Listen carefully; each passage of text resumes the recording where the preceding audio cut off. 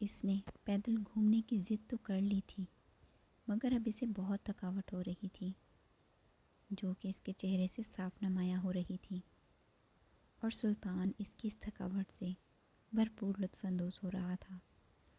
وہ دونوں حافظ مصطفیٰ سے نکلے تو کافی رات ہو چکی تھی، اور اب عشاء سے مزید چلنا محال ہو رہا تھا، مگر وہ پھر سے کہہ کر اس شخص کو موقع نہیں دینا چاہتی تھی کہ وہ اس کا مذاق اڑائے، سو وہ بوجھل قدموں سے چلنے لگی۔ سلطان کو اب اس پر ہنسی آ رہی تھی، وہ اسے مزید تنگ کرنا چاہتا تھا، مگر اس کے معصوم چہرے پر تھکن دیکھ کر اپنے منصوبے کو پھر کبھی انجام دینے کا سوچ گیا۔ تھوڑا چلنے کے بعد سلطان اسے لیے قریب ہی بنے پارکنگ ایریا کی طرف بڑھا، اور وہ سوچ رہی تھی کہ کار یہاں تو پارک نہیں کی تھی، یہاں کیسے آ گئی، مگر اب اس میں مزید سوال جواب کرنے کی ہمت نہیں تھی، سو وہ کار کے اندر بیٹھتے ہی کرسی کی پشت سے ٹیک لگائے آنکھیں موند گئی۔ سلطان نام گردن ہلاتا ڈرائیو کرتا بار بار اسے دیکھ رہا تھا، جو شاید سو گئی تھی۔ گھر کے باہر آہستہ سے گاڑی روک کر وہ اسے بغور دیکھ رہا تھا، جس کا شاید آج اٹھنے کا کوئی ارادہ نہیں تھا۔ وہ اپنی سیٹ کو تھوڑا پیچھے کیے، دونوں بازوؤں کو سر کی بیک سائڈ پر ٹیک لگائے ایک گہری سانس بھر گیا۔ کتنا ہی کچھ آج اس نے محسوس کیا تھا، مگر وہ ان احساسات کو سوچنا نہیں چاہتا تھا، سو آنکھیں موند گیا۔ عبدر، آنکھیں بند کیے اسے ایک مدھور سی آواز سنائی دی۔ آنکھیں کھولنے پر وہ اسے غور غور سے دیکھ رہی تھی۔ بہت شکریہ۔ وہ کس لیے؟ مجھے آج بہت اچھا لگا، کافی کچھ اپنی آنکھوں سے دیکھا جو کبھی میں نے کتابوں میں پڑھا تھا۔ تم نے آج سارا دن میرا خیال رکھا، اور شاید میں نے تمہیں تھکا دیا۔ ایسی بات ہے؟ ذرا دیکھو تو کون تھکا ہے؟ سلطان نے دونوں آئی برو اٹھاتے اس کی جانب دیکھا۔ تو بتاؤ، تمہیں بدلے میں کیا چاہیے؟ عشا دونوں ہاتھ باندھے اسے پوچھ رہی تھی۔ کس کے بدلے میں؟ بھئی، تم نے مجھے اتنا گھمایا تو بدلے میں مجھے بھی تو کچھ دینا چاہیے نا؟ سلطان کی اسمائل گہری ہوئی۔ مسکراتے کتنا پیارا لگتا ہے، خڑوس کہیں کا، وہ اسے دیکھتے دل ہی دل میں سوچ رہی تھی۔ بتاؤ کیا چاہیے؟ بس مسکرا دو، سلطان نے بغور اس کی طرف دیکھتے کہا، جس پر وہ اس کی وہ معصوم سی مسکراہٹ نمایاں ہوئی۔ تم اتنے برے بھی نہیں ہو، کہتی وہ سیدھی ہو کر بیٹھ گئی۔ مطلب پہلے برا تھا؟ میں نے ایسا کب کہا؟ بس کبھی کبھی روڈ ہو جاتے ہو، پھر مجھے تمہاری سمجھ نہیں آتی۔ وہ ہاتھوں کی انگلیاں مروڑ رہی تھی۔ وہ اپنے بالوں میں ہاتھ پھیرتے یک تک اسے دیکھ رہا تھا۔ اچھا، اب چلتی ہوں، اور تم تھوڑا سلو ڈرائیو کیا کرو۔ وہ کس لیے؟ کس لیے مطلب؟ تمہیں ڈر نہیں لگتا؟ ڈر کس سے؟ اگر کچھ ہو جائے تو وہ اس کے جواب بات پر اپنے ہی سر پر چپت لگا گئی۔ ٹھیک ہے، دھیان سے جانا۔ اللہ حافظ، اور شکریہ، کہتی وہ مسکراتی ہوئی گاڑی سے اتر کر گھر کی طرف چل دی، اور وہ ہمیشہ کی طرح اسے دور تک جاتا ہوا دیکھتا رہا۔ کتنے ہی کچھ آج اس نے محسوس کیا تھا۔ اس کے بعد وہ خوشبو، وہ الگ احساس تھا، عجیب مگر خوبصورت۔ بیڈ پر چت لیٹے وہ بار بار اس کے بالوں کی خوشبو کو محسوس کر رہا تھا۔ سلطان کو پہلے کبھی اتنا عجیب احساس نہیں ہوا تھا، مگر کچھ تو تھا اس کے بالوں میں، وہ محسوس کیے بنا رہ ہی نہیں سکا۔ اب وہ اسے ناراض نہیں تھی، جو بھی تھا، مگر اسے اس کے بالوں سے لگاؤ ہو گیا تھا۔ یہ سوچتے ہی سلطان کی مسکراہٹ نمایاں ہوئی، وہ مسکراہٹ جو عشاء کے اس کی زندگی میں آنے سے پہلے کبھی اس کے پاس بھی نہیں منڈلاتی تھی۔ اب وہ بہت مسکرانے لگا تھا۔ وہ نازک سی پری تو انہی پلوں میں قید ہو کر رہ گئی تھی، جن پلوں میں وہ اس کے ساتھ تھا۔ اوپر سے اس لڑکی کی بات اس کے ذہن میں بار بار گھوم رہی تھی۔ کیا واقعی یہ بات سچ ہے؟ سوچتے ہی اس نے اپنا موبائل آن کیا اور دیکھنے لگی۔ جوں جوں وہ انٹرنیٹ پر اس تحریر کو پڑھتی گئی، اس کی آنکھیں مزید پھیلتی گئیں۔ استنبول میں گلاٹا ٹاور ایک رومانوی افسانے سے منسلک تھا۔ جو جوڑے پہلی بار ایک ساتھ ٹاور پر چڑھتے ہیں، ان کے بارے میں خیال کیا جاتا ہے کہ وہ شادی کرنا چاہتے ہیں، حالانکہ کچھ ورژن اس کے برعکس بتاتے ہیں، اور اگر دونوں میں سے کوئی پہلے چڑھ چکا ہے تو جادو ٹوٹ جاتا ہے۔ A popular belief is that if a couple climbs the Galata Tower together for the first time, they are destined to get married.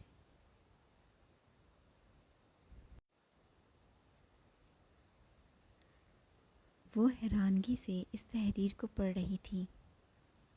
Mobile ایک سائڈ پر رکھتے اس نے اپنا چہرہ دونوں ہاتھوں میں چھپا لیا اور گرنے کے انداز میں بیڈ پر لیٹی۔ وہ مسکرا رہی تھی۔ وہ اپنے اندر وہ خوبصورت جذبہ محسوس کر رہی تھی۔ محبت قدیم گلابوں کی خوشبو کی مانند ہوتی ہے، جو انسان کی روح تک کو اپنی کستوری خوشبو سے مہکا دیتی ہے۔ جو ایک دفعہ اس کی خوشبو کا عادی ہو گیا، وہ کبھی اس کی خوبصورت گلابوں کے بنے باغ سے باہر نہیں نکل سکتا۔ یہ باغ خوبصورت تو ہوتا ہے، مگر ہر پھول کے ساتھ خاردار کانٹے نصب ہوتے ہیں، جو چھونے والوں کو زخمی بھی کر دیتے ہیں اور مرہم بھی دیتے ہیں۔ وہ اس خوبصورت خوشبو کو محسوس کرتی آج بہت کچھ جان گئی تھی، مگر وہ ننھی سی جان آنے والے بے رحم اور سخت آزمائشوں سے ناواقف تھی۔ وہ چلتا ہوا خالی سڑک کے کنارے پر بیٹھ گیا۔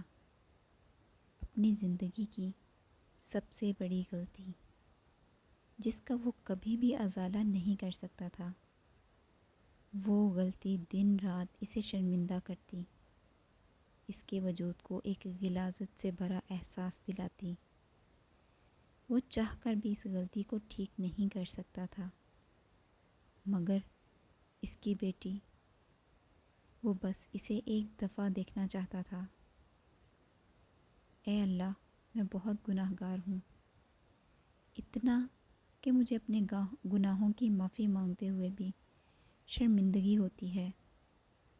میں بس ایک دفعہ اپنی بیٹی کو دیکھنا چاہتا ہوں، بس ایک دفعہ، چاہے دور سے ہی صحیح، مگر میں ایک دفعہ، صرف ایک دفعہ اسے دیکھنا چاہتا ہوں یا رب۔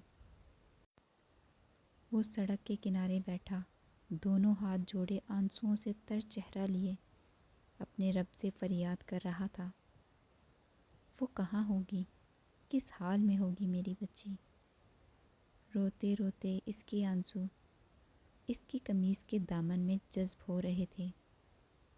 انسان کتنا خود غرض ہوتا ہے، جب تمام آسائشیں اور خوشیاں اس کی جھولی میں ہوتی ہیں تو وہ منہ پھیر کر ناشکری کرتا رہتا ہے، مگر عمر کے اس حصے میں جب وہ اپنی کی گئی غلطیوں کا ازالہ نہیں کر سکتا، وہ اپنے رب سے معافی کی طلب رکھتا ہے، مگر تب وہ بے بس ہوتا ہے، تب اس کے ہاتھ خالی ہوتے ہیں، تب وہ چاہ کر بھی وہ سب واپس نہیں لا سکتا۔ جس کو وہ دھتکار چکا ہوتا ہے، تب بس شرمندگی، احساس ندامت اور خالی ہاتھوں کے سوا اس کے پاس کچھ نہیں بچتا۔ کیوں ہم شکر نہیں کرتے؟ کیوں ہم مزید کی تلاش میں موجودہ کو فراموش کر دیتے ہیں؟ کیوں ہم یہ بھول جاتے ہیں کہ جو ذات دیتی ہے وہ چھین لینے کی بھی طاقت رکھتی ہے؟ انسان بڑا ہی ناشکرا ہے اور بڑا ہی جلد باز ہے، کیونکہ وہ جلد بازی میں بنایا گیا ہے۔ مروہ، اب بس بھی کرو، میں تھک گئی ہوں بیٹھ بیٹھ کر، اور کتنے ٹریٹمنٹ کرواؤ گی؟ وہ راکنگ چیئر پر بیٹھی، ٹانگوں کو سامنے کی طرف پھیلائے، چہرے پر بلیک ماسک لگائے بڑی بیزاری سے بول رہی تھی۔ ارے بس، یہ والا ماسک لاسٹ ہے، اس کے بعد بس ہیئر کٹ ہی رہ گئی ہے، پھر بس۔ نہیں نہیں، میں نہیں، بال نہیں کٹواؤں گی، کبھی نہیں۔ مروہ کی بات سنتے ہی وہ آرام سے لیٹی ہوئی ایک دم اٹھ کر بیٹھ گئی۔ ارے آرام سے لیٹی رہو اور کم بولو، ورنہ چہرے پر جھریاں پڑ جائیں گی۔ کتنا ظلم ہوتا ہے یہاں پارلر میں، کیا مصیبت ہے۔ ہنسو مت، کم بولو، وہ بیزار سی شکل بنائے شکایت کر رہی تھی۔ ہاں ہاں ہاں، ہاں بھائی، ظلم تو ہوتا ہے، مگر اس ظلم کے بدلے کے بعد جو انسان بن کر نکلتا ہے نا، پھر وہ دیکھنے لائق ہوتا ہے۔ مروہ اپنے نیلز پر نیل پالش لگواتی ہنستے ہوئے بول رہی تھی۔ ہاں ہاں، اصلی صورت کو نقلی میں جو بدل دیتے ہیں تو انسان الگ ہی لگنا ہے۔ وہ مروہ کی بات سنتی چہرے کو سیریس بنائے بس لب ہلاتی بول رہی تھی۔ مروہ کو اس کی حالت دیکھ کر ہنسی آ رہی تھی۔ پارلر گرل ان دونوں سر پھٹی لڑکیوں کو بغور دیکھ رہی تھی، جن میں سے ایک تو ماڈرن تھی، مگر ایک کو تو پارلر کا نام تک نہیں پتہ تھا۔ ویسے میں نے پہلی لڑکی دیکھی ہے جو پہلے کبھی پارلر نہیں گئی۔ پارلر گرل عشا کی طرف دیکھتے حیرانگی سے بولی۔ ارے بھائی، پارلر تو دور کی بات ہے، یہ میڈم تو گھر سے باہر بھی اب نکلنا شروع ہوئی ہیں، ضرورت بھی نہیں ہے ویسے انہیں کسی ٹریٹمنٹ کی۔ She is very beautiful, parlour girl نے عشا کی طرف دیکھ کر مسکراتے ہوئے کہا۔ ہاں یہ تو ہے، میری دوست ہے ہی اتنی پیاری، بس تھوڑی سی اسٹائلنگ کی ضرورت ہے۔ مروہ، میں بال کسی صورت نہیں کٹواؤں گی، سنا تم نے؟ ہاں نا، زیادہ نہیں، بس تھوڑے سے، یہ دیکھو نیچے سے تھوڑے رف ہو رہے ہیں، بس یہی، زیادہ نہیں۔ مروہ اس کے لمبے بالوں کو ہاتھ میں تھامے پارلر گرل کو اشارہ کرتی ایک سائڈ پر ہوئی۔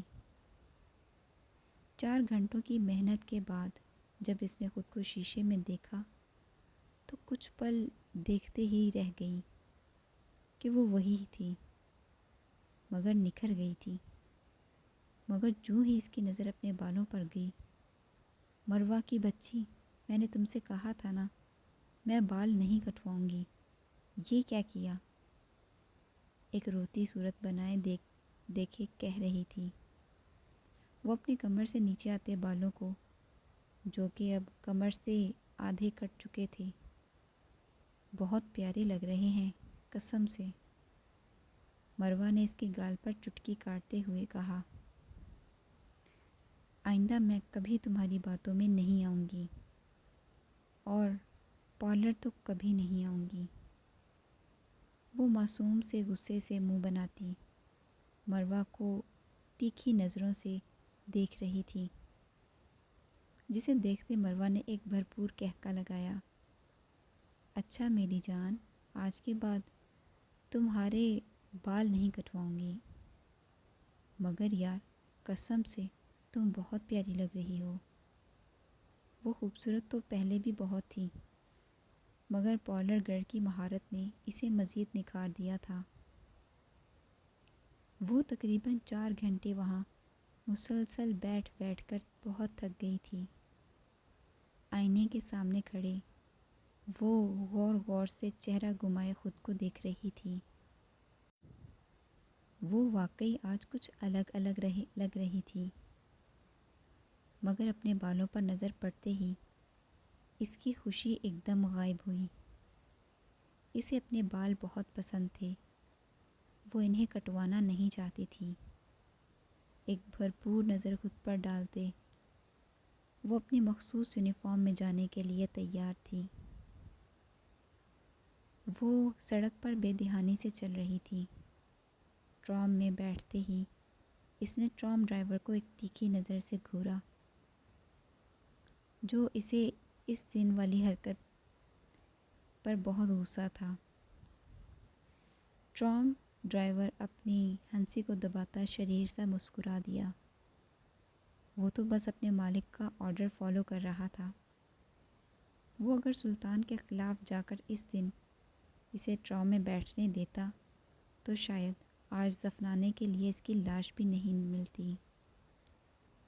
اپنے والوں کو ہمیشہ کی طرح اس نے پونی ٹیل میں قید کیا ہوا تھا، مگر اب ان کی لمبائی کم ہو چکی تھی، جو بار بار پھسل کر چہرے پر آ جاتے اور وہ بار بار انہیں ہاتھ سے پیچھے کرتی بیزار ہو رہی تھی۔ وہ جھک کر اپنا ٹیب ہاتھ میں تھام رہی تھی کہ 1 منٹ پہلے پیچھے کی گئی براؤن بالوں کی ایک شریر سی لٹ پھسل کر اس کے چہرے پر آ گئی۔ عشا نے اسے ہاتھ میں پکڑ کر ایک تیکھی نگاہ گھمائی۔ کیا مصیبت ہے تمہیں؟ 2 منٹ سکون سے پیچھے نہیں رہ سکتی؟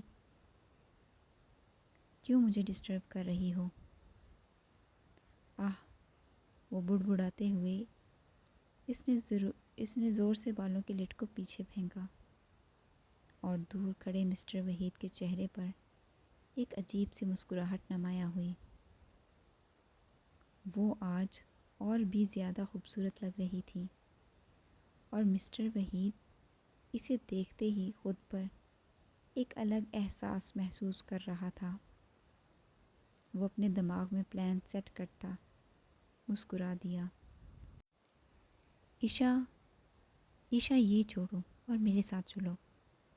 مروہ اس کے ہاتھ میں پکڑا ٹیب اس سے لے کر نیچے رکھتی اس کا بازو تھامے مسٹر وحید کے آفس کی طرف چل دی۔ کہاں لے کے جا رہی ہو؟ بتاؤ تو صحیح۔ پتہ نہیں، پر مسٹر وحید نے سب ورکرز کو اپنے آفس میں بلایا ہے۔ اف، یہ آدمی بھی نا، عشا نے برا سا منہ بناتے ہوئے کہا۔ کچھ ہی دیر میں وہاں موجود سب ہی ورکرز لائن میں ہاتھ باندھے کھڑے تھے۔ مسٹر وحید کچھ ہی فاصلے پر کرسی پر براجمان کنکھیوں سے عشا کی طرف دیکھتا مسکرا رہا تھا اور وہ اس کی مسکراہٹ دیکھ کر پزل ہوتی مروہ کے پیچھے چھپ رہی تھی۔ اب سب کو یہاں بلانے کا مقصد یہ ہے کہ سب کو ہونے والی اناؤنسمنٹ سے ایک ساتھ ہی آگاہ کر دیا جائے۔ ہم نے سسلی میں ہمارے مال کی ایک نیو برانچ انٹروڈیوس کروائی ہے، جو کہ پاس ہو چکی ہے۔ اسی خوشی میں کل ایک پارٹی رکھی ہے۔ میرے بہت سے خاص دوست اس پارٹی میں شامل ہوں گے اور میں چاہتا ہوں کہ میرے سارے ورکرز بھی شامل ہوں۔ بے شک اس نے صرف عشا کے لیے ہی باقی ورکرز کو شامل ہونے کی دعوت دی تھی۔ کوئی بھی ورکر غیر حاضر نہ ہو۔ جی سر، سب نے بیک وقت کہا۔ آپ سب جا سکتے ہیں۔ مسٹر وحید کے کہتے ہی سب سے پہلے عشا 100 کی سپیڈ سے آفس سے باہر نکلی۔ مسٹر وحید نے اسے جاتے دیکھ کر ایک طنزیہ مسکراہٹ اپنے چہرے پر سجا لی۔ کب تک بچو گی مجھ سے؟ وہ دل ہی دل میں کہتا مسکرا دیا۔ واہ بے واہ، شکر ہے کہ یہ خڑوس مسٹر وحید نے بھی کوئی ایک عدد اچھا کام کیا۔ میں تو بہت بور ہو رہی تھی، کوئی انجوائمنٹ ہی نہیں تھی، کوئی ایکٹیویٹی ہی نہیں۔ خوشی سے بول رہی تھی، شکر ہے کوئی ایک پارٹی تو آئی۔ مروہ چہکتے ہوئے بولی۔ عشا مروہ کی خوشی دیکھ کر دھیرے سے مسکرا رہی تھی، مگر وہ نہیں جانتی تھی کہ اس تھوڑی سی خوشی، اس تھوڑی سی انجوائمنٹ کی قیمت اسے ادا کرنی پڑے گی۔ ڈنر کرتے وقت مروہ اسے کل کے پلان کے بارے میں ڈسکس کر رہی تھی۔ کل کیا پہنو گی؟ کچھ بھی پہن لوں گی۔ عشا کولڈ ڈرنک کا گلاس ایک سائڈ پر رکھتے بولی۔ کچھ بھی مطلب؟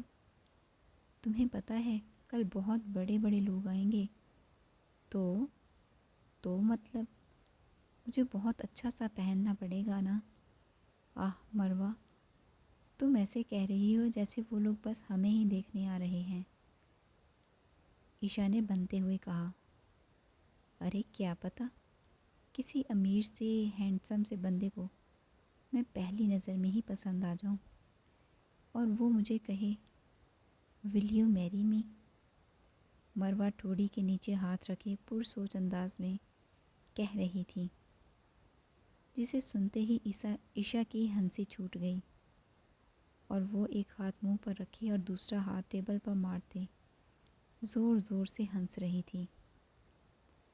تم بھی نہ مروہ، کچھ بھی۔ ہا ہا ہا، ارے آئی ایم سیریس، اسی لیے میں کل کچھ الگ اور کچھ اچھا سا پہنوں گی کہ سب کی نظر مجھ پر ہوگی۔ کہتے ہی وہ بھی عشا کے مقابل زور سے ہنس دی۔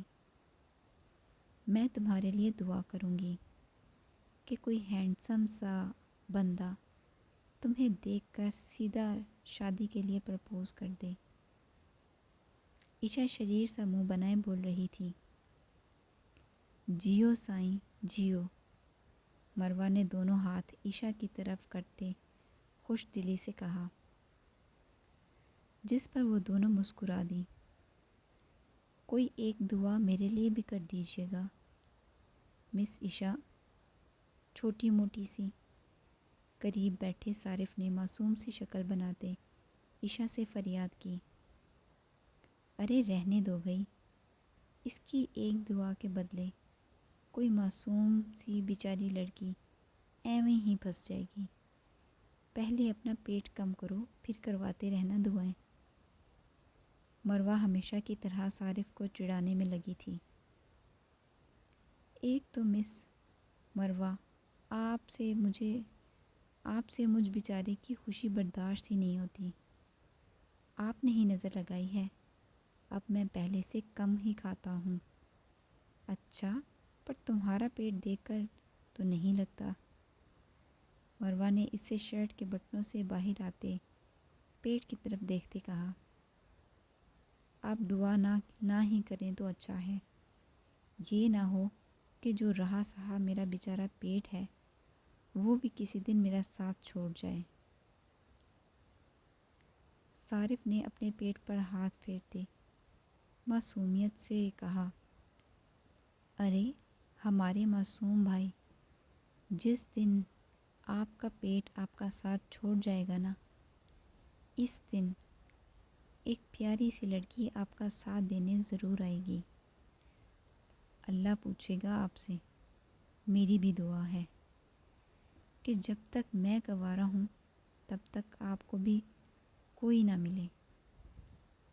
صارف نے دونوں ہاتھوں کو دعا کی صورت میں اٹھاتے چہرے پر پھیر کر آمین کہا۔ دفع ہو تمہارے منہ میں خاک، مروہ نے برا سا منہ بناتے ہوئے صارف کو ڈپٹا، جبکہ ان کی نوک جھونک سن کر باقی ورکرز سمیت عشا کا ہنس کر برا حال ہو رہا تھا۔ عشا نے ہنستے ہوئے مروہ کو ایک چپت رسید کی۔ ارے میں کیوں رہوں کنواری؟ تم رہو، تمہارا خاندان رہے کنوارا، موٹا کہیں کا۔ مروہ چڑھتے ہوئے صارف کو ڈپٹ رہی تھی۔ چلو ماسی افلاطون، چھوڑ دو جان بیچارے کی۔ وہ ہنستی ہوئی مروہ کا ہاتھ پکڑے اسے اپنے ساتھ لے جا رہی تھی، جبکہ مروہ ہاتھ اٹھا کر صارف کو بددعائیں دیتی منہ بناتی چل رہی تھی۔ سب ورکرز کا ہنس ہنس کر برا حال تھا۔ ان کی اسی نوک جھونک کو سب بہت مزے سے انجوائے کرتے تھے۔